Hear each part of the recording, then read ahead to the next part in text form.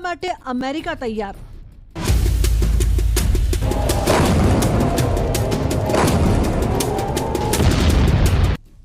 કોઈપણ સમયે યુદ્ધમાં ઉતરી શકે છે ટ્રમ્પની સેના।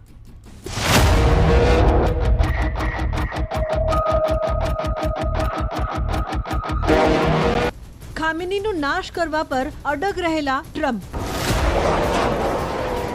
ઈરાન અને ઇઝરાયલ વચ્ચે ચાલી રહેલા તણાવમાં હવે અમેરિકાની એન્ટ્રી લગભગ નિશ્ચિત માનવામાં આવી રહી છે।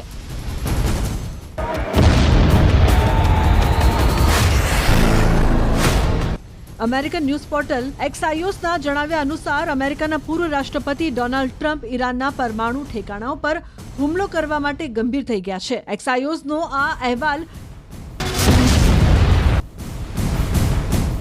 3 અમેરિકન સૈન્ય અધિકારીઓ સાથેની વાતચીતના આધારે તૈયાર કરવામાં આવ્યો છે। આ અહેવાલમાં ઈરાનની પરમાણુ સાઇટ્સ, ખાસ કરીને ફોર્ડોમાં આવેલી ભૂગર્ભ યુરેનિયમ સંવર્ધન સાઇટ પર અમેરિકન હુમલાની યોજનાનો ખુલાસો કરવામાં આવ્યો છે।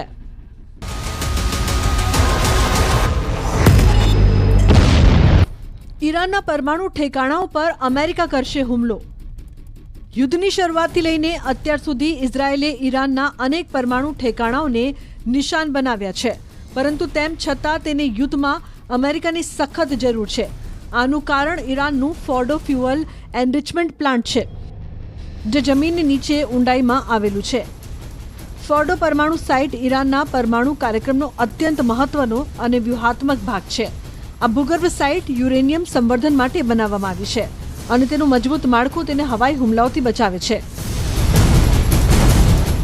નિષ્ણાતોનું માનવું છે કે ફોર્ડોનો નાશ થવાથી ઈરાનની પરમાણુ હથિયારો બનાવવાની શક્તિને મોટો ઝટકો લાગી શકે છે। આ જ કારણે ટ્રમ્પનું ધ્યાન આ સાઇટ પર છે।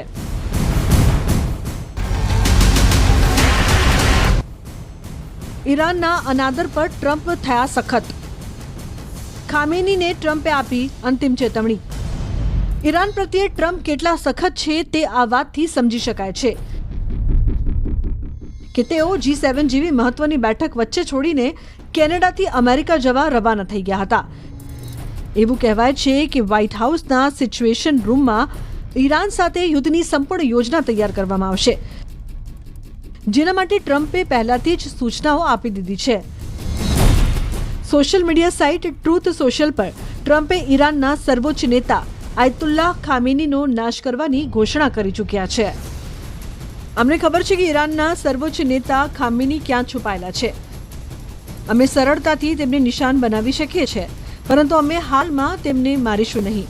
અમે સામાન્ય લોકો અને અમેરિકન સૈનિકોને મિસાઇલ હુમલાઓનો શિકાર બનાવવા નથી માંગતા, પરંતુ અમારું ધૈર્ય ખૂટી રહ્યું છે। ઈરાને બિનશરતી શરણાગતિ સ્વીકારવી જોઈએ। ટ્રમ્પે બીજી એક પોસ્ટમાં એ પણ સ્પષ્ટ કર્યું છે કે જો અમેરિકા યુદ્ધમાં ઉતરશે તો ઈરાન તેની સામે ટકી શકશે નહીં। ઈરાનના એરસ્પેસ પર અમેરિકાનું સંપૂર્ણ નિયંત્રણ છે। ઈરાનની રક્ષણ પ્રણાલી અમારી સામે કંઈ નથી। અમેરિકન ટેકનોલોજી સૌથી આગળ છે। ઈરાનની કોઈપણ પ્રણાલી અમારી બરાબરી કરી શકે નહીં। 2 ઇઝરાયેલી સૈન્ય અધિકારીઓના હવાલે અમેરિકન વેબસાઇટ એક્સાયોસે દાવો કર્યો છે કે ઇઝરાયેલના વડાપ્રધાન બેન્જામિન નેતન્યાહુ અને ઇઝરાયેલની રક્ષણ પ્રણાલી માને છે કે ટ્રમ્પ આગામી થોડા દિવસોમાં યુદ્ધમાં જોડાઈને ઈરાનની ફોર્ડો સાઇટ પર બોમ્બમારો કરી શકે છે। અત્યાર સુધી અમેરિકાએ ફક્ત ઇઝરાયેલને મિસાઇલ હુમલાઓથી બચાવવા મદદ કરી છે, પરંતુ હુમલાખોર કામગીરીથી તેણે હજુ સુધી અંતર જાળવી રાખ્યું છે। અમેરિકામાં યુદ્ધમાં ઉતરવા પર ઉઠ્યા સવાલો। ઉપરાષ્ટ્રપતિ JD વેન્સે ટ્રમ્પને આપ્યો ટેકો।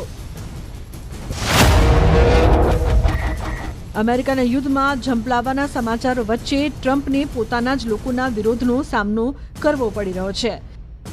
આ તે જ લોકો છે જેમણે ક્યારેક મેક અમેરિકા ગ્રેટ અગેનનો નારો બુલંદ કર્યો હતો, પરંતુ ઉપરાષ્ટ્રપતિ JD વેન્સ ટ્રમ્પના ટેકામાં ઉતરી આવ્યા છે।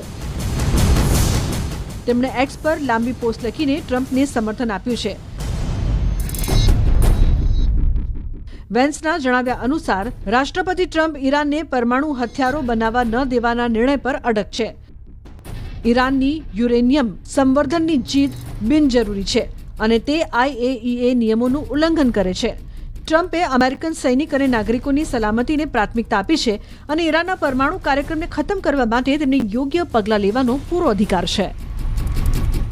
ઇઝરાયલ ઈરાન સંઘર્ષમાં અમેરિકાની સંભવિત એન્ટ્રી અને ફોર્ડો પરમાણુ સાઇટ પર હુમલાની ચર્ચાએ વૈશ્વિક તણાવને વધુ વધારી દીધો છે. ટ્રમ્પનો એક ઇશારો અમેરિકન ફાઇટર જેટ્સને ઈરાનમાં તબાહી મચાવવાનું લાયસન્સ આપી દેશે. જો આવું થશે તો પશ્ચિમ એશિયાની રાજનીતિ બદલાશે જ, સાથે સાથે તેનું ભૂગોળ પણ હંમેશા માટે બદલાઈ જશે.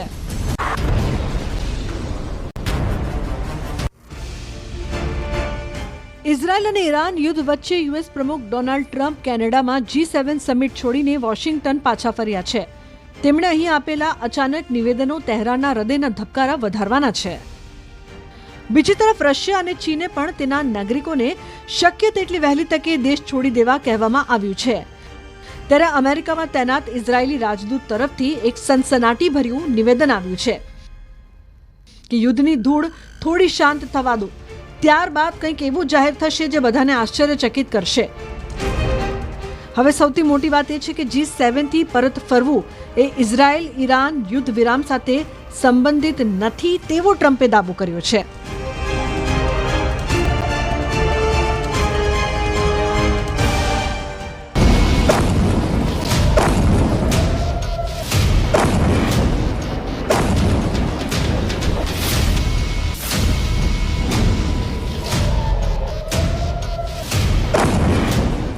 સો કલાક 300થી વધુ હુમલા.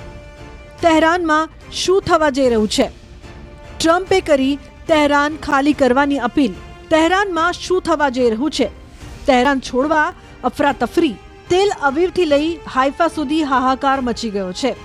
ઈરાન હવે કોઈપણ સમયે મનમરજી પ્રમાણે ઇઝરાયેલના એ વિસ્તાર ટાર્ગેટ કરે છે જ્યાં નેતન્યાહુની નસ દબાયેલી છે. ઇઝરાયેલના એવા વિસ્તાર કે શહેર જે સુરક્ષા માટે ખાસ માનવામાં આવે છે.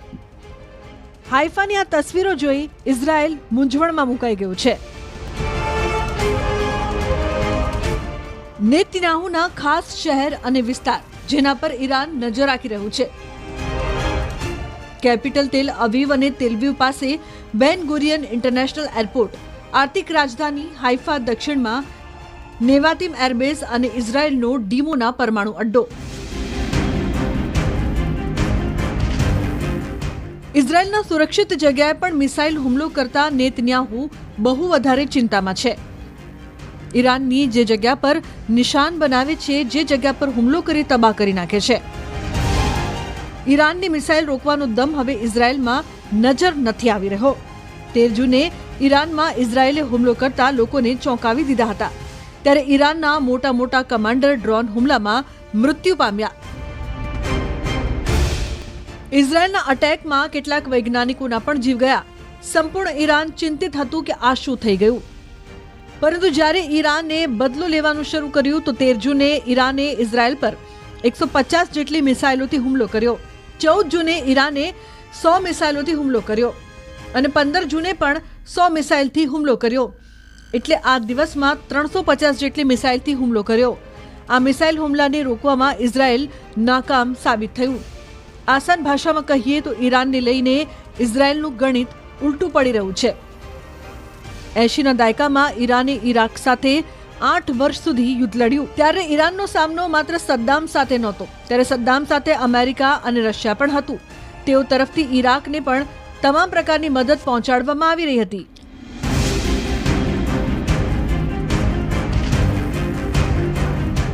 ત્યારે 1979ની ક્રાંતિ બાદ ઈરાનનું નેતૃત્વ નવું હતું અને અનુભવ પણ નહોતો. છતાં પણ ઇઝરાયેલ અને ઈરાન સામસામે એકલા નજર આવતા હતા. પરંતુ હવે ઇઝરાયેલને અમેરિકા સમર્થન આપી રહ્યું છે.